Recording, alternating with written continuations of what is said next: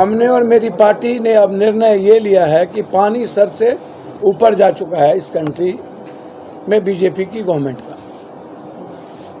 इतना अति अब चुप रहना, इससे बेहतर है गोली खा के मर जाना। लेकिन जिस तरीके से लगातार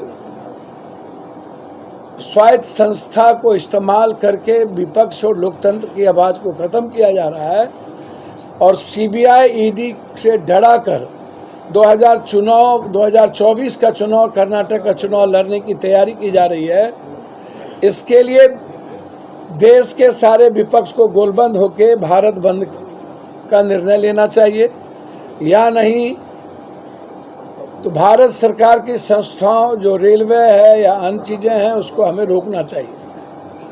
क्योंकि अब सर से बाहर, अब लगातार आप कांग्रेस पर हमला करते करते, ममता दीदी पर, आप स्टालिन पर, उसके बाद आप तेलंगाना के मुख्यमंत्री पर, आप उद्धव ठाकरे जी पर, आप बिहार सरकार के राजद परिवार पर आप लगातार जिस तरीके से ह्यूमिलेशन कर रहे हैं, जिस तरीके से आप डरा रहे हैं लगातार।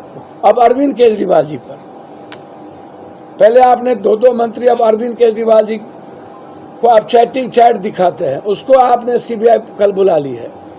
अब मुझे लगता है कि अरविंद केजरीवाल जी क्या वैश्य नहीं है? यदि जैन वैश्य है, ओबीसी है, और यदि वो क्रिकेट वाला कौन जो भाग गया सट्टा बाजार, ललित मोदी यदि वैश्य है तो अरविंद केजरीवाल जी भी ओबीसी है, वो भी वैश्य है। तो नरेंद्र मोदी जी को, अमित शाह जी को वैश्य पद क्यों नहीं रहा है? अरविंद केजरीवाल ने घोटाला किया या नहीं किया, उनके मंत्री जेल गए।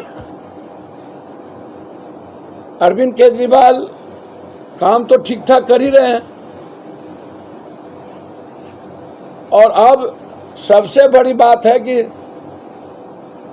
आज़ाद हिंदुस्तान के बाद दिल्ली का 7 लोकसभा जिस दल के साथ रहता है, देश का पीएम वही बनता है। अब इसकी छटपटाहट ये है कि अरविंद केजरीवाल, राहुल गांधी एक हो गए तो आती है कि स्कूल के शिक्षक नहीं पढ़ाते हैं, फेल कर जाएगा तो पूरी दुनिया हंसेगी, और कोई गरीब आदमी के बच्चे भी नहीं पढ़ने जाएंगे कि तो फेल कर गया, इससे मैं क्यों पढ़ूं। तो आप इससे तो 4 लाख जो नियोजित शिक्षक है उसके सम्मान पर पड़ेगा ना, बिहार पे पड़ेगा ना। पूरी दुनिया कहेंगे फेल कर गया इसका टीचर, ये तो उसका अपमान होगा। और आप कह रहे हैं पास करेगा तो नियमित हो जाएगा, और जो पास नहीं करेगा तो नियोजित शिक्षक बना रहेगा। तो हम तो जानते हैं कि 80-90% लोग पास नहीं करेंगे। जो क्वेश्चन दीजिएगा आप, आज जो हालात है उसमें आप, तो जो ये रिटर्न एग्जामिनेशन 20 साल पहले आप कोई निर्णय लिए होते, या इस सीटीएट, टीईटी, बीटीएट ऐसे एग्जामिनेशन के पहले आप निर्णय लिए होते रिटर्न, हम रिटर्न एग्जामिनेशन का यूपीएससी के तहत स्वागत करेंगे। हम भी चाहते हैं इस हिंदुस्तान में ओरल इंटरव्यू, इसका आधार पर कोई भी नियुक्ति ना हो, रिटर्न एग्जामिनेशन की नियुक्ति हम लोग चाहते हैं। लेकिन ये जो 2 घटना है, 4 लाख नियोजित, और तत्काल जब आप नियुक्ति पत्र दे रहे थे, एग्जाम ले लिए, आपने एक पॉलिसी बना करके हाईकोर्ट को दे दिया, और उसके बाद अंतिम समय में आपने निर्णय लिया, तो जो 4 लाख 4 सालों से इंतजार कर रहे हैं और वो तंग हो रहे हैं, अब यदि उसका रिटर्न एग्जामिनेशन आप लीजिएगा तो ये 4 लाख भी गायब, वो 4 लाख भी गायब, ये तो मरेंगे। तो हम एक बार चाहते हैं कि सभी टीटी, एसटीटी अपनी सरकार से, मेरा मांग है कि एक बार उन लोगों से वार्ता कर इस नियमावली पर पुनर्विचार करना चाहिए। ये हमारे 3 मुद्दे थे। पहला मुद्दा था कि अत हो गई, पानी सर से बाहर चला गया, सीबीआई ईडी के द्वारा पूरे देश की डेमोक्रेसी को खत्म, 2024 के चुनाव लड़ने की तैयारी, राहुल गांधी, ममता दीदी से लेकर, तेलंगाना से लेकर के महाराष्ट्र, बिहार, और अब अरविंद केजरीवाल, मतलब दिल्ली का सीट जीतने के लिए अरविंद केजरीवाल को टारगेट करना, यह डेमोक्रेसी के लिए खतरा है। इसीलिए हमारी पार्टी पुलवामा की भी सर्वोच्च न्यायालय से जांच हमारी पार्टी पूरे प्रदेश में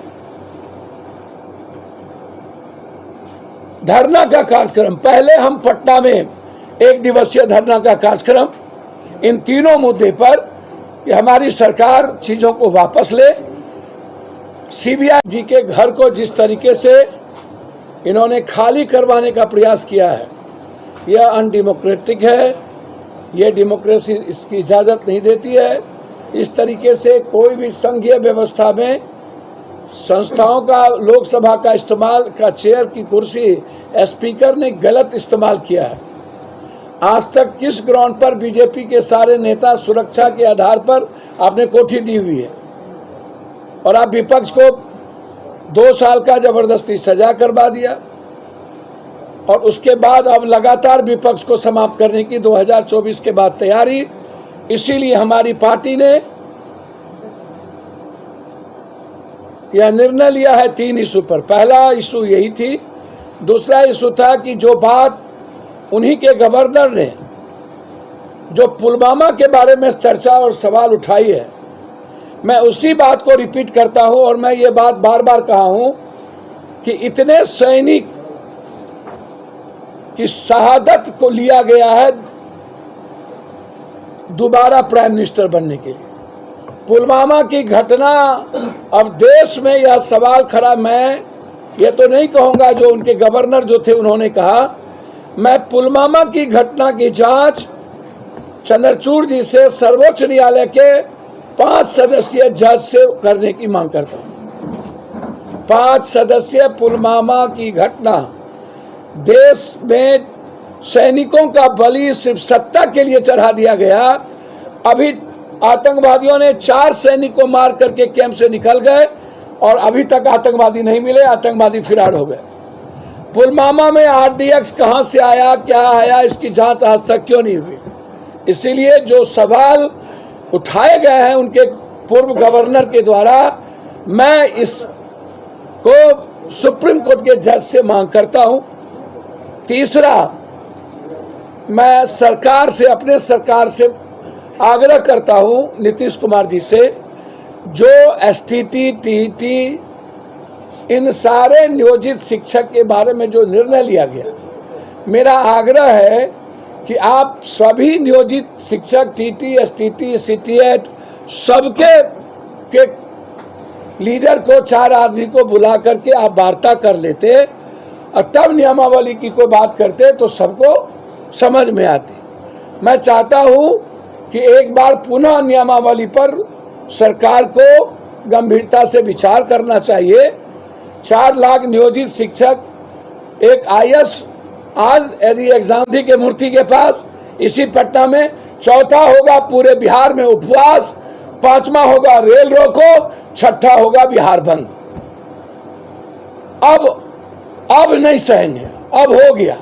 अब लड़ाई आर पार होगी, करो मरो के साथ होगी, या तो मरेंगे या तो मारेंगे, यही लड़ाई अब होगी, दूसरा कोई रास्ता नहीं है। डेमोक्रेसी और विपक्ष को बचाने के लिए बीजेपी सरकार के खिलाफ आर पार का हम ऐलान करते हैं। अब ये युद्ध होके रहेगा।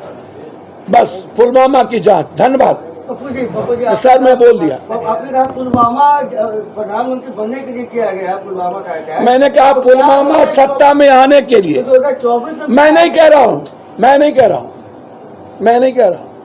ये उन्हीं के गवर्नर से जो रिटायर किए हैं, ये सवाल उन्होंने भी उठाया। देश इस पर गंभीर है, और हम यह नहीं कह रहे हैं कि पुलवामा हुआ या कराया गया। लोग कह रहे हैं और वो कह रहे हैं कि पुलवामा सत्ता के लिए उसका यूज किया गया, और अभी तक जांच नहीं हुई। इसलिए हम सर्वोच्च न्यायालय का जांच, पुलवामा की घटना RDX से कहाँ हुई, कैसे हुई, और इसमें अभी तक क्या कार्रवाई हुई। भारत सरकार ने 5 साल होने चले हैं, इस पर कोई श्वेत पत्र नहीं लाया, इसलिए सर्वोच्च न्यायालय से हम इसकी जांच चाहते हैं। प्रतिनिधिमंडल मिलने आया है, सर मेरी जिम्मेदारी है, सारे लोग से है। जब आप शिक्षक संघ को मारोगे तो जाति जनगणना में कहाँ से मैंने अपने सरकार से आग्रह कर दिया है कि शिक्षक संघ के प्रतिनिधि से वार्ता कर नियमावली पर पुनर्विचार करें। 2 लाख नियुक्ति की बात करें कल नीतीश कुमार, सर नीतीश कुमार तो काम करने के लिए जाने ही जाते हैं। लेकिन इफ्तार पार्टी में एक साफा तक आपको नहीं मिला, उसमें फोटो भी है। ये कब करना, कितना दिन उम्र हुआ है अभी? जुम्मा 4 दिन तो अभी आपकी उम्र हुई है। राजनीति में अहंकार का कोई गुंजाइश नहीं है। जीवन में अहंकार होगा तो निर्माण नहीं होगा, और ऐसी चीज़ों की कोई जगह नहीं है। साफा चीज़, हम सब लोग एक हैं, सबकी अपनी अपनी जिम्मेदारी थी। तेजस्वी जी को मुख्यमंत्री सीनियर थे, वो बेटे के तरह उनको पिनाए, हमको भी किसी ने साफा पिना है। साफा है मेरे गर्दन पर, देख लीजिए। अब ये सब चीज़ें, अभी आप वो 91 में जन्म लिए, अभी तो आपका दूध का दांत नहीं टूटा है, तब आप राजनीति सीख गए। इसीलिए ये सब चीज़ पप्पू यादव के लिए माने नहीं रखता। पप्पू यादव के लिए देश, लोकतंत्र, संविधान माने रखता है, साफा माने नहीं रखता।